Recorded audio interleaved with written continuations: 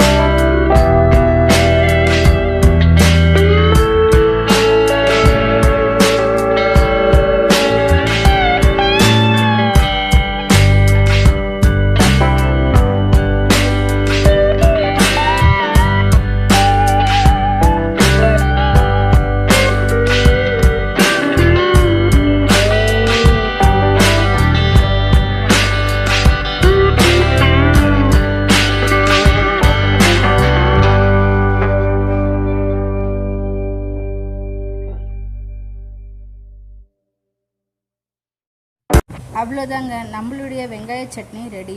என்னுடைய சமையல் உங்களுக்கு பிடிச்சிருந்தா லைக் பண்ணுங்கள், கமெண்ட் பண்ணுங்கள், ஷேர் பண்ணுங்கள். மறக்காமல் வீட்டில் செஞ்சு பாருங்கள். தேங்க்யூ.